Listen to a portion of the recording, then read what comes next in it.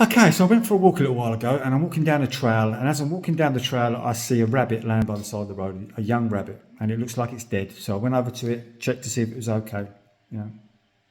And when I did that, it sort of kicked its feet slightly, took a breath, took a gasp of breath, and then sort of died. And I tried to resuscitate it, etc. But it was obviously dead. So I picked it up and I took it off the trail and I put it underneath a tree, you know. And I made up this little sort of like grass sort of funeral thing for it. And the minute I stood up after that, I had this sort of download, this sort of like boom moment when I was in the presence of that moment. And what came to me was so clear.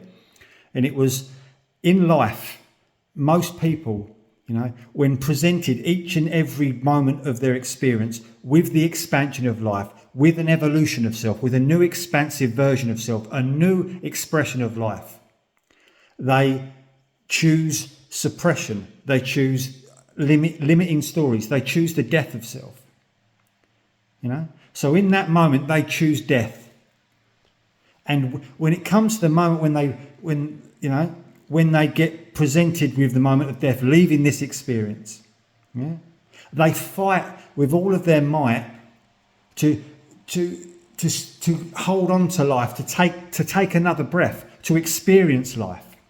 So the whole experience of life, when being presented with the glorious expansion of life, most people are choosing the suppression and death of self.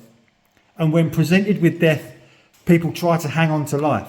And in that moment when that came down, I just started crying.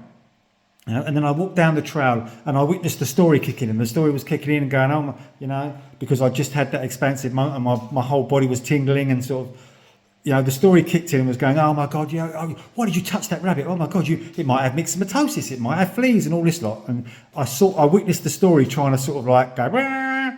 And so as I walked up to the end of the trail, as this is happening, I turned round and walked back. And as I walked down the same part of the trail, laying in the middle of the trail was a little bottle of hand sanitizer, you know.